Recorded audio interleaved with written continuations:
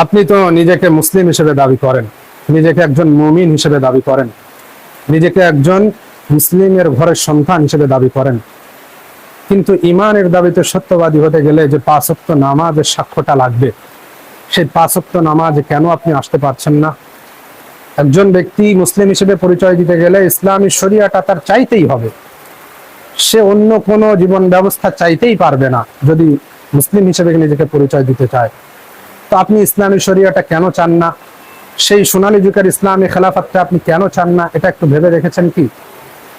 কেন আপনার সামনে ইসলামের শরিয়া হুকুম আহকাম, কোরআনের হুকুম আহকাম গুলো আসলে আপনি কায়মনোবাক্যে আত্মসমর্পণ করতে কেন পারছেন না?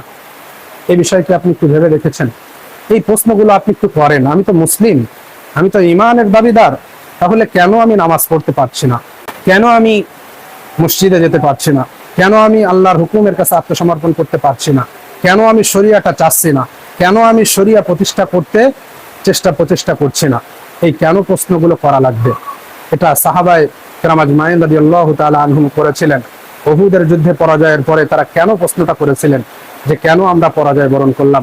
আমাদের মাঝে তো মুহাম্মদুর রাসূলুল্লাহ সাল্লাল্লাহু আলাইহি ওয়াসাল্লাম ছিলেন, তারপরও কেন আমরা পরাজয় বরণ করেছিলাম? এই কেন প্রশ্নটা আজকে মুসলিম উম্মার প্রত্যেকটা সদস্য, যারা ইমানের দাবি করে, যারা মুসলিম দাবি করার পরেও নামাজে আসে না, ইসলামী শরিয়া চায় না, তাদের প্রত্যেককেই কেন প্রশ্নটা করতে হবে।